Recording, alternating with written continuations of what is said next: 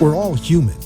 And it's important to know that doctors are people too. Doctors have emotions, they have passions in life and hobbies, and they enjoy participating as active members in the communities where they practice medicine. Doctors have families, friends, and relationships, while the latest in healthcare and the most current treatments for ailments will be topics on this Doctors Are People Too radio TV show.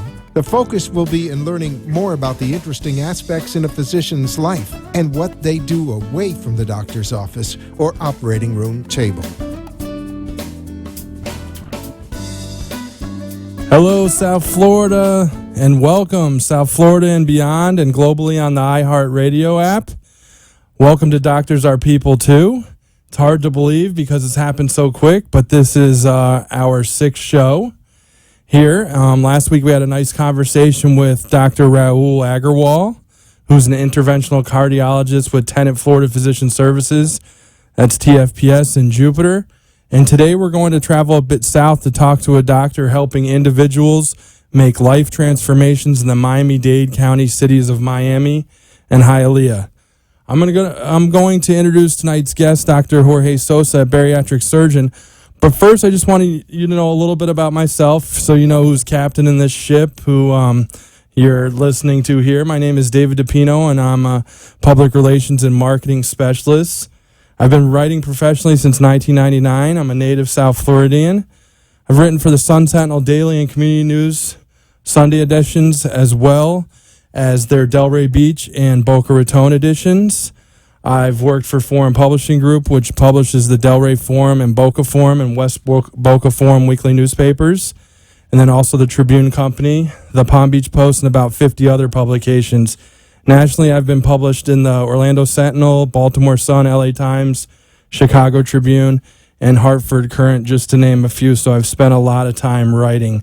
And now I'm a PR and marketing specialist here in sunny South Florida. So welcome. And I also want to welcome our guest tonight, Dr. Jorge Sosa, a bariatric surgeon. Dr. Sosa, are you on the line? Hi, how are you? Good. How are you? I'm doing very well tonight. Is it nice down there in Miami today? Not too much rain? I think we got away from it this week a little bit. Yeah, today's a very nice day. It's, just enough clouds to keep it slightly cool. It's still muggy, but it's not too bad. And now you have a unique hospital affiliation as your medical director of bariatric surgery at two hospitals, correct? Is it? Can you tell us a little bit about the hospital you are in Miami, and then also I think you were at the hospital in Hialeah a little bit longer as well. So currently, right now, I'm affiliated with two different what I would call bariatric surgery centers of excellence, and I'm director of both. One is they're both Tenet facilities. One is called Palmetto General Hospital, and that's more our bigger program. Palmetto General Hospital is a fairly big tertiary care hospital in the northern part of Miami. Miami's a big sprawling city, and it's got this surrounding incorporated cities, so it's really inside the city of Hialeah, but it's really all the Miami metropolitan area. So Palmetto is a big tertiary facility in the north part of Miami-Dade County. And it's a very big facility with pretty much all the big tertiary programs like open heart surgery, bariatric surgery, big cancer surgery. So that's our big bariatric program. And we do about 300 bariatric operations there a year. And then our second program is our up-and-coming new program, and that's at North Shore Medical Center. And that's more towards the east side of town, on I-95 and 95th, and it serves a different area of town, still the northern part of the county. And we started that program about a year and a half ago, but we just got certified as a center of excellence there too at North Shore Medical Center. So I'm the medical director there too, and we're growing that program very nicely. That's great news.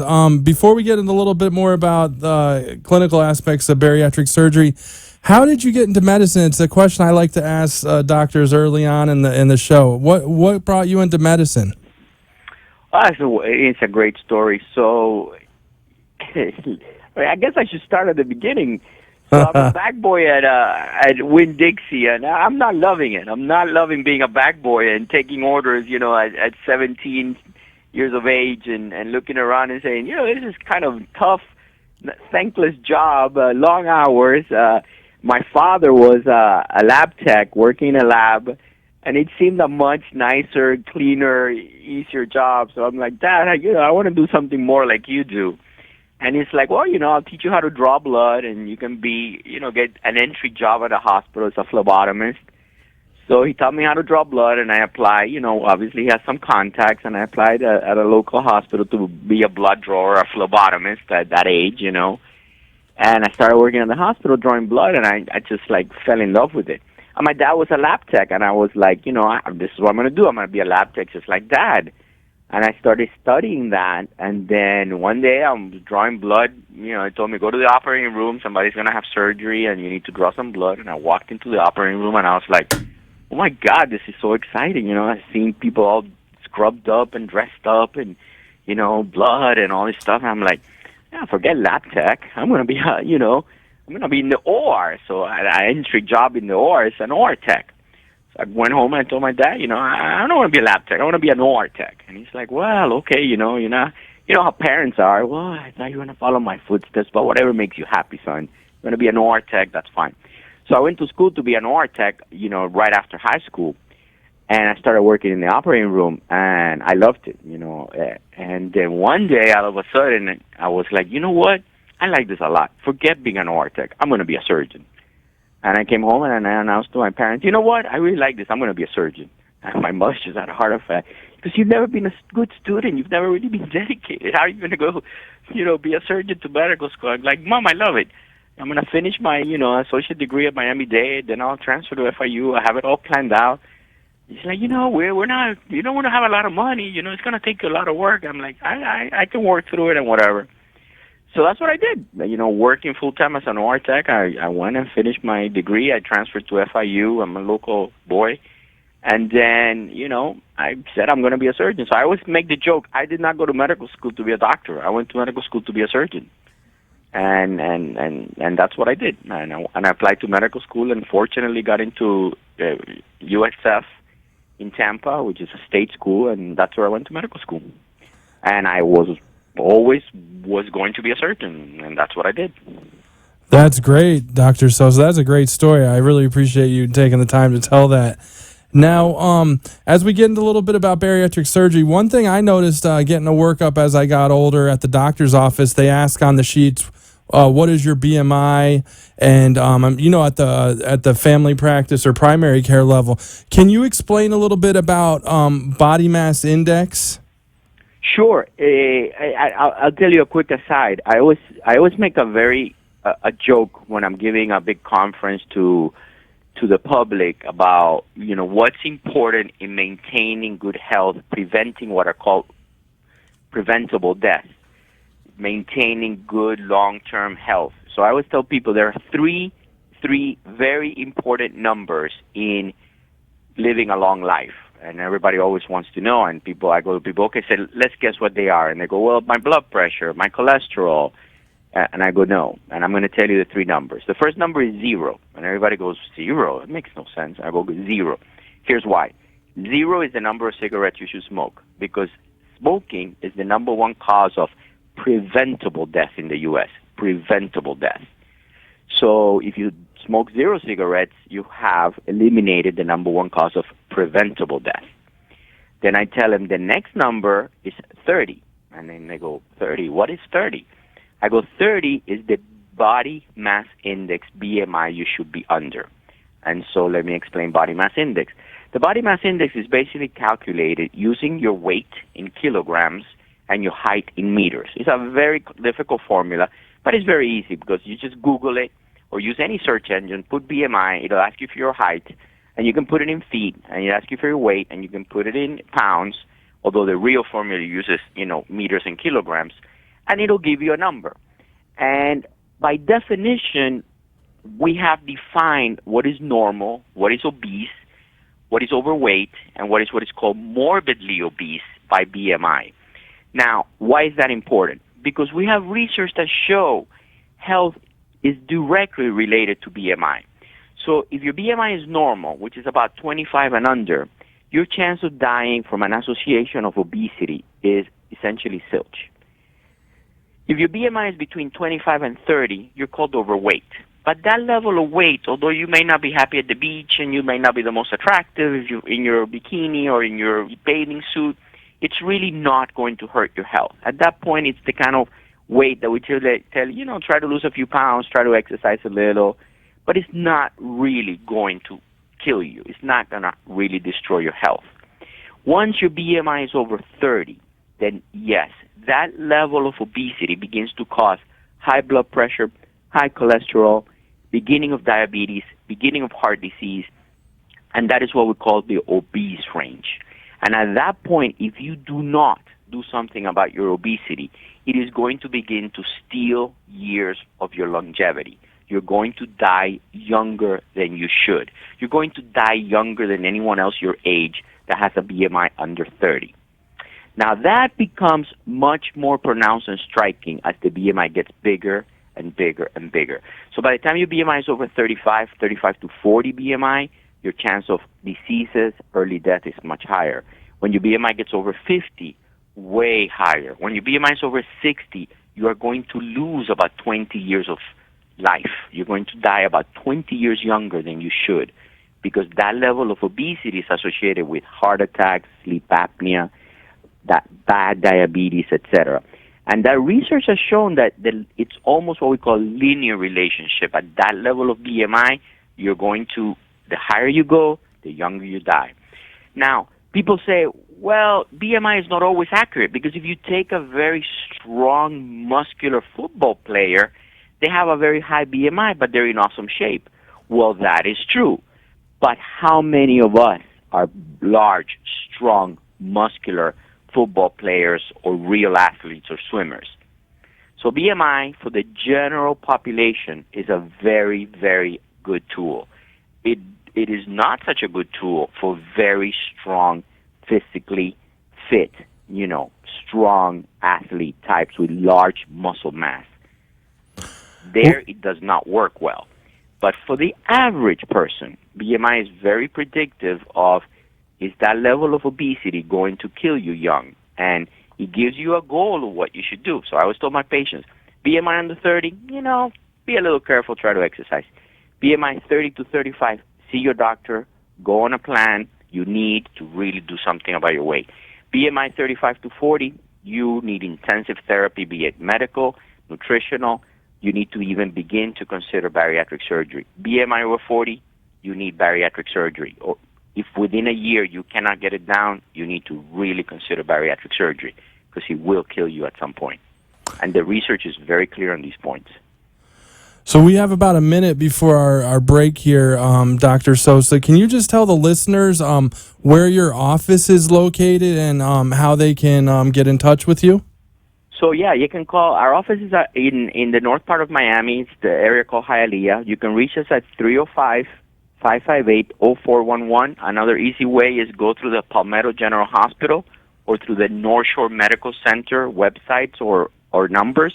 We have our own website also, which is the Sosa Clinic, through any one of those things, or just Google me. I mean, it's in today's world, it's that easy.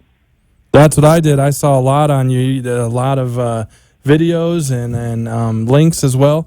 We're going to take our first break here, and on the other side, I'm going to talk with Dr. Sosa about the types of surgeries he performs, who is a candidate for surgery, and that type of thing. So, hold on just a couple more minutes, and we'll have Dr. Sosa back. The number is 1-888-565-1470. We'll see you on the other side. I make a dinner for me and my girlfriend. We ate. Actually, I was born in Italy. I was born in Sicily. Buongiorno. I've been traveling for years and years and years. And as I like to say, and I've said this repeatedly, I collect countries like people collect stamps. So I've been to over 100 countries. And as I said, that's my passion in photography. And they go hand in hand because I can't travel without a camera. I was having dinner with some friends, And I fainted, and that was the beginning of everything. It was a matter of my heart. My heart was so weak. I was almost dead, so the question became, am I ready to die at this moment? Initially, I had a defibrillator that had 2 wires. And what was happening was that one chamber of my heart was just flopping around. So Dr. Wiseman came up with the idea of implanting a defibrillator with 3 wires so that the 2 chambers would work in unison. Dr. Wiseman recommended Dr. Habib, who he said deals with these matters. He said that my face was gray, my lips were purple, and he knew that I was getting ready to die. He knew that the only options for me was either go through the LVAD procedure or go to a hospice. So essentially, I have an artificial pump inside of me. There's a cable that comes out of my midriff that's connected to this system controller, which is like a little computer. And I have to either be on batteries all the time, or I have to be connected to a power module, which is connected to the wall.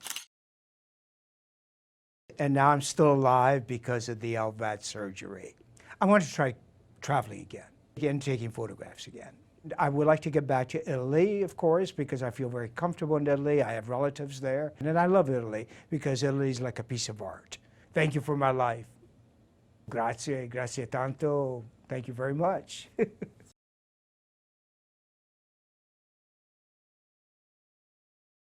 With David DiPino, who shows us the human side of medical doctors in the community. If you have a question for our guest, call into the show at 888-565-1470. Now, let's get back to the fun side of doctors and show that they are people too.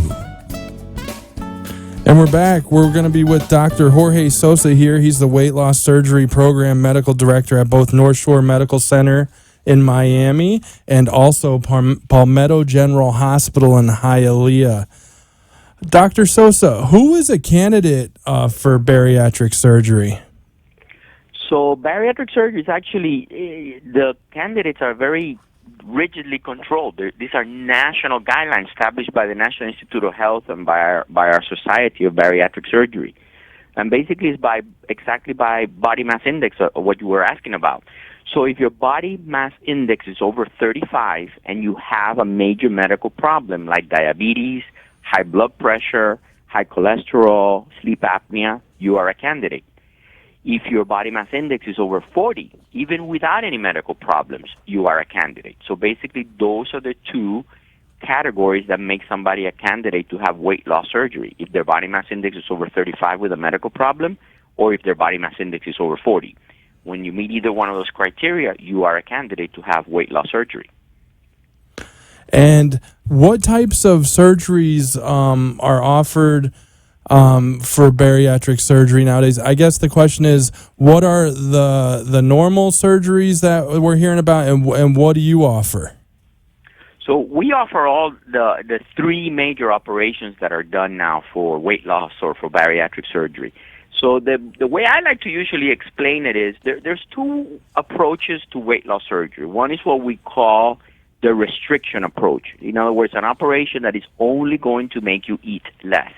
Is going to decrease your ability to have a bigger meal.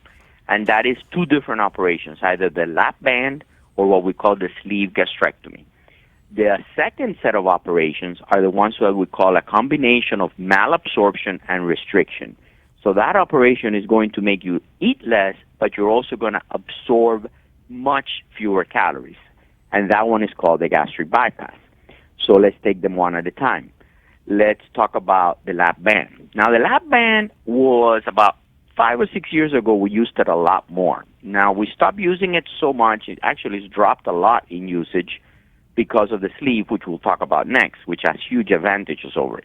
But anyway, in the lap band, basically we put what we call an implantable or a placeable band that goes around the stomach, and basically divide the stomach into a very small upper pouch and then the rest of the stomach. The advantage to the lap band is that we can adjust it. We can make it tighter or looser. So we can, if the patient's not losing enough weight, we can make it tighter. If the patient has lost enough weight but wants to eat a little more or is feeling uncomfortable, we can make it looser. And we thought it had incredible promise because of that ability. Unfortunately, what the long-term results have shown is that the typical weight loss is not that good. So ballpark in my practice, people with a lap band typically end up losing about 40 pounds, 50 pounds. And then the worst part of the lap band is, unfortunately, it's essentially a piece of plastic inside, and it tends to move, it tends to migrate or move around in the stomach. And when it does, it often causes an obstruction of the stomach or an erosion or an ulcer of the stomach. So it was approved to be there for many, many, many years, 10 years, 20 years, 30 years. But what we're finding is after several years, most people have to have it taken out. So it was very good for a while, but now it's really being replaced by a newer operation that's having much better results and no long-term problems. And that's called the sleeve gastrectomy or the vertical sleeve gastrectomy. And basically in that operation, what we do is we basically remove about 85% of the stomach. Using staples, we basically remove 85% of the stomach.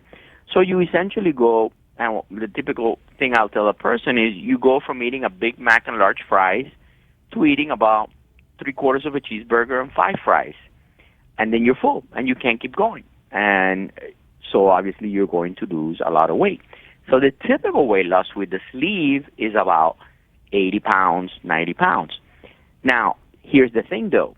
The sleeve lets you eat sugar, lets you eat desserts because there is no malabsorption of sugar. So some of the patients, they eat a small meal and are good and lose their weight and keep it off and do awesome. But some of the patients then get used to eating too much sugar. They replace the meals with ice cream or with those very high-calorie coffees that you can buy or with those very high-calorie smoothies, so they start to regain the weight, or they don't lose as much weight as they need to. So the sleeve is a very good operation if you have to lose 70, 80 pounds and you have some sugar discipline. What I tell my patients is you have to have some sugar discipline. But it's not a very good operation if you have to lose 150 pounds, 200 pounds. So, and if we translate that to body mass index, if your BMI, your body mass index is under 45, we get really good results with the sleeve. But if your BMI is over 45, the sleeve, the results are not that good. The other thing to notice with the sleeve is if you're diabetic, the sleeve is not very good. So in those folks, BMI over 45, you got to lose more than 100, 150 pounds, we go to the gastric bypass. Now, the gastric bypass is a bigger operation, takes longer to do, has a slightly higher complication rate, but is much more effective. Why? Because basically you cannot absorb sugar. So what happens to those folks is they can only eat a small meal, just like the sleeve, so you go to eating 3/4 of a cheeseburger and a few fries and you're full. You can't keep eating anymore because it won't fit. But if you try to cheat the operation with ice cream, when you eat the ice cream, it runs right through you. You don't absorb it because we've done what's called a bypass. Inside you, we've changed the route of your intestine so the food doesn't go by what's called the duodenum, where you normally absorb sugar. It goes directly into the intestine. The intestine doesn't absorb that sugar. So it's like taking a laxative. I tell my patients jokingly all the time, you want to eat ice cream? Great. It's the most expensive laxative you ever ate. You literally will get the runs, but you won't absorb the sugar. So it's a wonderful operation to lose more than 100, 150 pounds. It's also a wonderful operation for getting rid of diabetes. So we reserve that operation for people who have to lose more weight, people who are diabetics. So we have all 3 operations available depending where you're at, what you need to do, what your goal is. And we offer all of them at our centers. Dr. Sosa, thank you so much for that explanation and also pointing out the discipline. I think that's so important for anyone, needing more information on the surgery. One of the things they're going to have to work on is discipline, obviously. And if you want to learn more about Dr. Sosa's expertise in helping people make life transformations, I'm going to ask him here in a second, but there's a monthly surgical weight loss seminar that he puts on. And Dr. Sosa, tell me a little bit about how people can attend that seminar and learn a lot about making the transformation. So there's 3 ways. Call our office at 305-558-0411 or call either one of the hospitals, Palmetto General Hospital or North Shore Medical Center. We have a seminar at each of the hospitals, and there we explain all the details. And as you said, this is a multidisciplinary program. We have nutritionists, we have psychologists, we have the surgery. This is truly a change your life moment. It's not just quick little surgery, forget it. This is a truly change your life moment. But if you're suffering with this problem, there is help available. And that's going to be at North Shore Medical Center, Thursday, July 7th at 7 p.m.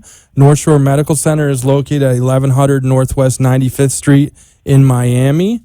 It's right off 95, very easy to get in and out of. So I think a listener should take advantage and attend and learn a little bit more about that. And the number for more information, I have an 800 number here as well for more information, is 1-800-984-3434. Dr. Sosa, I have about 2 minutes, and I always like to throw this question at the end to surgeons. What do you do to get away from surgery? What are your passions in life, hobbies? I think listeners, get a nice feeling to know what surgeons do away from the table. Well, my wife and I are dancers, believe it or not. We're big dancers. So whenever we can get away, you will find us on South Beach dancing at either one of the clubs or one of the, lounges. We are big into dancing. We love the nightlife and dancing. We have a 7-year-old. He gives us a pass now and then to go out when we get his grandmother to sit with him. So whenever we have a chance, we'll do that. Of course, in South Florida, you can't get away from dining. So we love the South Florida restaurants, and there is, you cannot live in South Florida and not be a boating fan. So we're a little bit into that too. The beaches and the water, that's everybody, I think, in South Florida. And that's, between my wife is my boss. She works in the office. She runs everything. So, we're busy always, but whenever we can get away, we're either dancing or we're on the beach or we're enjoying one of the fine South Florida restaurants, either with or without our little 7-year-old boss. That's a great answer. And dancing is a great exercise as well, correct? Absolutely. I encourage all my patients, as soon as they recover from surgery, I tell them, go dance. It's the best exercise. You don't even realize you're doing it, but you're exercising. It's always important to stay active. I think that's one of the keys, before or after even a surgery. The patients are still going to have that discipline and pick something that they're interested in to stay active, correct? Absolutely, and that's why dancing is so wonderful, because you don't realize you're not bored, you're not thinking about it, but you are constantly exercising. I tell them the best gyms are the ones that offer the Zumba classes, the dancing classes, because you don't realize you're exercising, but you're having fun doing it. Yeah, and just to get out of the sedentary lifestyle, I think we, tend to sit a lot more in this era than in the past. Where a lot of us are behind computers. I know I am, and I feel the tingling in my legs. But Dr. Sosa, I got to have you on again. We have so much more to talk about in the future, but you were great. Thank you so much for coming on Doctors Are People Too. My pleasure. And that's a wrap, and we'll see you next week, 6 to 6:30 p.m. here on WNN 1470 AM and AMP2.TV. And you'll learn more about the doctors in our community. Thank you. Thank you for listening and watching Doctors Are People Too with David DiPino. Join us next week for more in-depth views on what doctors are all about and how they spend their free time. All shows can be seen on amp2.tv. And if you have questions you want answered on the air, call 866-224-5422 and leave a message that can be read on the air. The opinions expressed on the preceding sponsored program were strictly those of its hosts, guests, and callers, and not